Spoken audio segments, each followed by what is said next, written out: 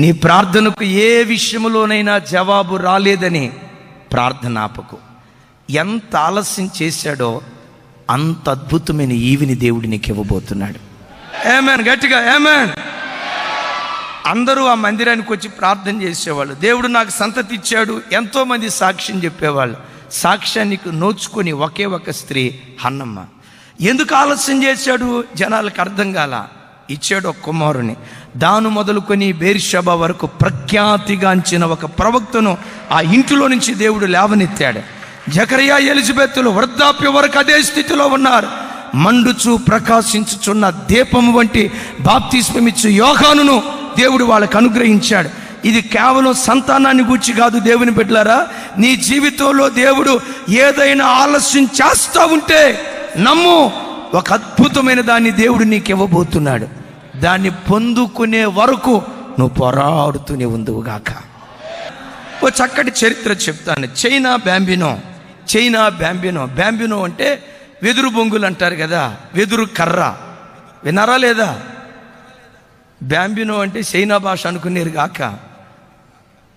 వెదురు బొంగులు తట్టా పొట్ట అల్లుతారు కదా, ఏ కర్ర ఆ కర్రే కదా, అది రైట్, అవి వెదురు బొంగులు.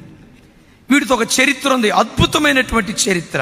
బిడ్లారా, ఆ చెట్టు చరిత్ర ఏదో, యేసయ్య రక్తంతో కడగబడిన నీ చరిత్ర కూడా అదే. ఆ చెట్టు ఎలా వర్ధిల్లుతుందో నీ బ్రతుకును కూడా దేవుడు అలా వర్ధిల్ల చేసేవాడై ఉన్నాడు. ఈ చెట్టుకున్న విచిత్రం ఏంటంటే, బ్యాంబినో విత్తనాలు పొలంలో వేసామనుకోండి, ఆ ప్రక్కమట వంక చెట్టు టమాటా విత్తనాలు వేసామనుకోండి, టమాటా విత్తనాలు కానీ వంకాయ విత్తనాలు కానీ ఎంతలోపు కాపు వస్తుంది? 3 నెలలలోపు కాపు వస్తుంది. 3 నెలలు విపరీతంగా పండిద్ది. 6 నెలల్లో పంట అంతా అయిపోతుంది. ఈ బ్యాంబినో విత్తనం వేస్తేనండి, ఆ విత్తనం వేసిన తర్వాత నెలంతా కనీసం మొలక కూడా రాదు. వ్యవసాయకుడు నీళ్లు పోస్తూ ఉంటాడు, ఎరువేస్తూ ఉంటాడు. 2వ నెల మొలక రాదు, 3వ నెల మొలక రాదు. సంవత్సరం అంతా నీరు పోస్తాడు, మొలక రాదు. సంవత్సరం అంతా ఎరువేస్తాడు. విత్తనం కులిపోయిందా ఏంటి, విత్తనం చచ్చిపోయిందా ఏంటి, ఈ విత్తనం బయటకు రాదా ఏంటి అని అనుకునేటట్లుగా ఆ విత్తనపు ఆనవాళ్ళ మొలక ఏమాత్రం కనపడదు. అయినా వ్యవసాయకుడు అలిసిపోడు. 2వ సంవత్సరం కూడా నీళ్లు పోస్తాడు, 2వ సంవత్సరం కూడా ఎరువేస్తాడు. 2వ సంవత్సరం అంతా పోరాడినా మొలక రాదు. 3వ సంవత్సరం మొలక రాదు, 4వ సంవత్సరం మొలక రాదు, 5వ సంవత్సరం వరకు మొలక రాదు. మొలక రాకపోయేసరికి చూసిన వాళ్ళంతా అనుకో, ఒరే పిచ్చోడా, ఆ విత్తనం ఎప్పుడూ చచ్చిపోయిందిరా.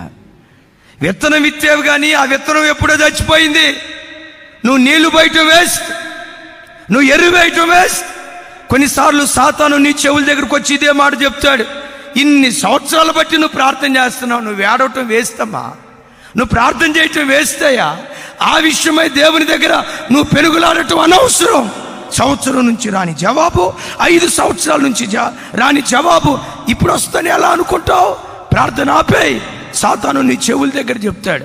ఈ వ్యవసాయకుడు 5 సంవత్సరాలు కష్టపడి ఎరువు వేసినా నీళ్లు పోసినా కనీసం మొలకు కూడా రాదు. అద్భుతం. 5వ సంవత్సరం గతించిపోతూ ఉంటుండగా వ్యవసాయకుడు ఎప్పటిలాగే నీళ్లు పోయటానికి ఆ విత్తనాల దగ్గరికి వచ్చాడు. ఆ విత్తనాల దగ్గరకు వచ్చి చూస్తే ఒక్కొక్క విత్తనములో నుండి చిన్నపాటి మొలక. స్తోత్రం అని అందాం అనుకునే లోపు ఇంకొక ఆలోచన, చిన్న మొలక రావటానికే ఎంత కాలం పట్టిందంటే, స్తోత్రం అని అందాం అనుకున్నాడు. కానీ ఈ ఆలోచన వచ్చేసరికి ఈ విత్తనంలో నుండి చిన్న మొలక రావటానికే ఎంతకాలం పట్టిందంటే, మహావృక్షం అవటానికి ఎంతకాలం పట్టిద్దో. అయినా ప్రారంభించాం కదా, జయాన్ని పొందే వరకు పోరాడదామని నీళ్లు పోసాడు, ఎరివేశాడు. అద్భుతం. దేవుని బిడ్డలారా, 6 వారాలలో ఏ చెట్టు పెరగలేనంతగా 90 అడుగుల ఎత్తు పెరుగుతుంది. ఇది ప్రైజ్ ది లార్డ్. ఎంత ఎత్తు పెరుగుతుందండి? ఎన్ని రోజులండి? ఇప్పుడు గమనించండి. ఈ 5 సంవత్సరాల ప్రయాసం వ్యర్థమైపోయిందా? ఈ 5 సంవత్సరాల ఏడ్పుకు బహుమానం ఇవ్వాలని దేవుడు దాచిపెట్టాడు. ఈ 5 సంవత్సరాల కన్నీటికి జవాబు ఇవ్వాలని దాచిపెట్టి 6 వారాల్లో ప్రపంచంలో ఏ చెట్టు ఎదగలేనంత ఎత్తు ఈ చెట్టును దేవుడు ఎదిగింపజేస్తున్నాడు. నా తల్లులారా, కొడుకు కోసం ఏడ్చావు, కూతురు కోసం ఏడ్చావు, భర్త మార్పు కోసం ఏడ్చావు, ఆర్థిక స్థితిగతులు చక్కదిద్దబడటానికి ఏడ్చావు, శరీరంలో అనారోగ్యం పోవటానికి ఏడ్చావు, ఎంతో పోరాడావు. ఈరోజు జవాబు రాని స్థితిలో ఒకవేళ ఇక్కడ కూర్చుంటే, అన్నా ఎంతకాలం దేవుడు నన్ను పరీక్షిస్తాడు, దానికి నేను సమాధానం చెప్పలేను.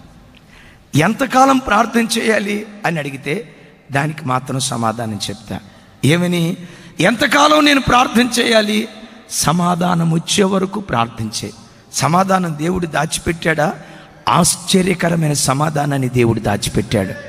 అద్భుతమైన సమాధానాన్ని దేవుడు దాచిపెట్టాడు.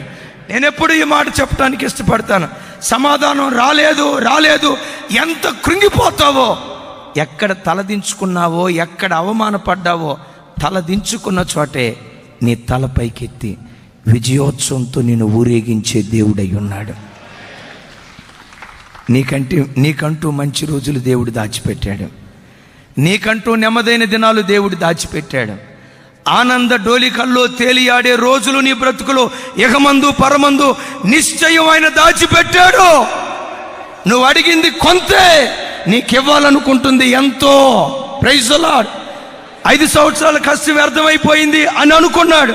ఈ 5 సంవత్సరాల ప్రయాసానికి తలదన్నేటట్లుగా ఒకేసారి దేవుడు జవాబు ఇచ్చిన తర్వాత చూసి మురిసిపోతున్నాడు.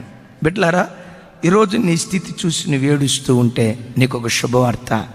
నీ స్థితి చూసి నువ్వు మురిసిపోయే దినాలు తొందరలో దేవుడు దాచిపెట్టాడు.